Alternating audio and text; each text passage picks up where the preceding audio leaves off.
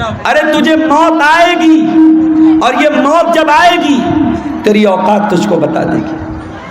تجھے اپنے شریر پہ بڑا ناز ہے، اپنی دولت پہ بڑا غرور ہے، یہ بڑے بڑے بادشاہ، یہ بڑے بڑے منسٹر، یہ بڑے بڑے راجا، یہ بڑے بڑے ظالم، موت تو ان کو بھی آئے گی۔ اور اسی دیش میں ہم نے دیکھا، اسی ملک میں ہم نے دیکھا، دیش کو دنگوں کی آگ میں جھونکنے والے، دیش میں ہزاروں لوگوں کے قاتل، ہزاروں لوگوں کو مارنے والے، ہزاروں لوگوں کے خون کی ہولی کھیلنے والے، موت ان کو بھی آئی ہے میرے بھائی۔ اور ایسی موت آئی ہے، دنیا نے تماشا دیکھا ہے، بہت بری موت آئی ہے میرے عزیزو۔ موت انسان کو آئے گی، کل نفس ذائقۃ الموت، ہر انسان کو مرنا ہے، ہر جاندار کو مرنا ہے۔ ابھی میں ایک نیوز دیکھ رہا تھا، امریکہ میں ایک لیبوریٹری بنائی جا رہی ہے، ایک پریوگ شالہ، اور وہاں انسان کی باڈی کو رکھا جا رہا ہے، اور ایک باڈی کو رکھنے پر کئی کروڑ روپے خرچ آ رہے ہیں، اور انسان باڈی کو رکھ کر کے کیا پلاننگ کر رہا ہے؟ دوبارہ اس مردہ کو ہم زندہ کیسے کریں، اس پر وہاں ریسرچ ہو رہی ہے۔ بہت سارے لوگ پیسہ خرچ کر کے اپنی باڈی کو اس میں پریزرو کروا رہے ہیں، اور اس پر ریسرچ چل رہی کہ کیسے مردہ انسان کو زندہ کیا جائے۔ کیا یہ پاسبل ہے؟ قرآن کہتا ہے یہ پاسبل نہیں ہے۔ قرآن کریم اٹھاؤ، سورہ واقعہ کے اندر اللہ فرماتا ہے فَلَوْلَا إِذَا بَلَغَتِ الْحُلْقُومَ وَأَنْتُمْ حِينَئِذٍ تَنْظُرُونَ۔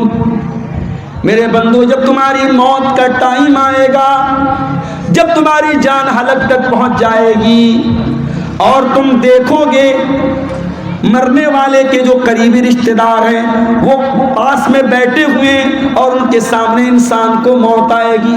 کبھی آپ نے کسی کو مرتے ہوئے دیکھا ہے؟ اتفاق سے میرے نانا کا جب انتقال ہوا تو میں وہاں پہ تھا۔ جیسے ہی انسان کا انتقال ہوتا ہے، انسان کی آنکھیں اوپر اڑ جاتی ہیں، کیونکہ روح جو ہوتی ہے نا، جب فرشتہ لے کے جاتا ہے تو انسان کی آنکھیں پھٹی کی پھٹی رہ جاتی ہیں، اور اگر منہ کھلا ہے تو منہ کھلا کا کھلا رہ جاتا ہے۔ مرنے والے کو تم دیکھ رہے ہو کہ وہ مر رہا ہے۔ وَنَحْنُ أَقْرَبُ إِلَيْهِ مِنْكُمْ وَلَٰكِن لَّا تُبْصِرُونَ۔ ماں کا انتقال ہو رہا ہے، بچے بغل میں بیٹھے ہیں، باپ کا انتقال ہو رہا ہے، بیٹے بغل میں بیٹھے ہیں۔ بیٹوں کو یہ لگ رہا ہے کہ باپ سے سب سے زیادہ قریب ہم ہیں، بیٹی کو یہ لگ رہا ہے ماں سے سب سے زیادہ قریب ہم ہیں۔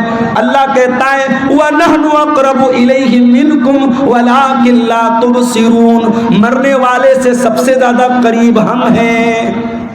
فَلَوْلَا إِن كُنتُمْ غیر مدینین ترجعونہا ان کنتم صادقین۔ اے میرے بندو، اگر تم کو یہ لگتا ہے کہ کوئی اللہ نہیں ہے، کوئی رب نہیں ہے، کوئی موت دینے والا نہیں ہے، اور تم کسی کے انڈر میں نہیں ہو، تم کسی کے پاور میں نہیں ہو، تو ذرا مرنے والے کو دوبارہ زندہ کر کے دکھا دو، ذرا روح کو واپس ڈال کے دکھا دو۔ نہیں کر سکتے، مردہ زندہ نہیں ہو سکتا میرے بھائی۔ جو مر گیا وہ مر گیا، اب مرنے کے بعد دوبارہ اس کے اندر جان نہیں ڈال سکتے۔ یہ ہے موت۔ اور کبھی غور کرنا، موت ہماری بے بسی بتاتی ہے۔ جب ہمارا انتقال ہوتا ہے نا، دنیا میں آپ کے سامنے آیا ہوں کرتا پائجامہ صدری پہن کے آیا ہوں، مریں گے تو کیا پہنیں گے؟ کفن پہنیں گے۔ دنیا میں نہانے جائیں گے، کوئی لکس سے نہا رہا ہے، کوئی لائف بوائے سے نہا رہا ہے، کوئی سنتھول سے نہا رہا ہے، کوئی الگ الگ برانڈ کے صابن استعمال کر رہے ہیں۔ جاڑے کا موسم ہے، ہم گرم پانی کر کے نہا رہے ہیں۔ گھروں میں جو پیسے والے لوگ ہیں گیزر لگواتے ہیں، گرمی کا موسم ہے ٹھنڈے پانی سے نہاتے ہیں۔ مر گیا بیچارہ کچھ نہیں بولتا، گرم سے نہلاؤ، ٹھنڈے سے نہلاؤ، صابن کے ساتھ نہلاؤ، بنا صابن کے نہلاؤ، کچھ نہیں بول سکتا۔ دنیا میں نہاتا تھا، اپنا الگ ایٹیٹیوڈ تھا، آدھا آدھا گھنٹے تک نہاتا رہتا تھا. چہرے کے لیے الگ فیس واش تھا, باڈی کے لیے الگ باڈی واش تھا, بالوں کے لیے الگ شیمپو تھا. لیکن آج مرنے کے بعد آج اتنا بے بس ہے انسان, دوسرے اس کو نہلا رہے ہیں, اس کے رشتہ دار اس کو نہلا رہے ہیں. وہ بیچارہ یہ کہنے کی طاقت بھی نہیں رکھتا کہ میں تو لگ سے نہایا کرتا تھا, تم مجھے بیر کی پتیوں سے کیوں نہلا رہے ہو؟ میں تو فلاں صابن سے نہایا کرتا تھا, میرا فیوریٹ صابن کہاں ہے, میرا شیمپو کہاں ہے, میرا باڈی واش کہاں ہے, میرا فیس واش کہاں ہے؟ وہ بیچارہ یہ کہنے کی طاقت بھی نہیں رکھتا کہ میں تو دنیا میں پانی ہمیشہ گرم کر کے نہایا کرتا تھا, تم مجھے ٹھنڈے پانی سے کیوں نہلا رہے ہو؟ دنیا میں نہاتا تھا, باتھ روم میں بیک ہو کر کے نہاتا تھا, آج اس کے نہلانے والے, اس کے گھر والے اس کو نہلا رہے ہیں, اس کے بدن کا کپڑا بھی نہیں اتر رہا ہے, کینچی سے اس کا کرتا کاٹا جا رہا ہے, کینچی سے اس کی بنیان کو کاٹا جا رہا ہے, اس کا تہبند اتارا جا رہا ہے, اس کا انڈر ویئر اتارا جا رہا ہے. آج اس کی شرمگاہ کو دوسرے لوگ کھول کر کے نہلا رہے ہیں. اللہ اکبر, کتنی بے بسی ہے میرے بھائی. نہلا دیا گیا. اب کفن کا نمبر آیا. اسلام کی تعلیم دیکھو, امیر آدمی کو بھی وہی کفن دینا ہے, غریب کو بھی وہی کفن دینا ہے, وہی سوتی کپڑا ہے, وہی سفید چادر ہے. دنیا میں بہت رنگین رنگین پہن کر کے چلا کرتا تھا, برانڈڈ کپڑے پہنا کرتا تھا, مہنگے کپڑے پہنا کرتا تھا. آج مرنے کے بعد اسی سوتی چادر میں, اسی سوتی چادر میں تجھ کو کفنایا جا رہا ہے, اسی سوتی کفن میں تجھ کو کفنایا جا رہا ہے. کفنا دیا گیا. اب اس کے بعد قبرستان لے کے جانا ہے. اگر قبرستان قریب میں ہے, جنازے کی چارپائی پہ لاش کو رکھا گیا, چارپائی کو 4 لوگوں نے کندھے پر اٹھایا, لے کے قبرستان پہنچے. اتنا بے بس ہے انسان, مرنے کے بعد ہل نہیں سکتا. اس کی باڈی کو 4 لوگ مل کر کے جنازے پر اٹھا کر کے لے کے قبرستان جا رہے.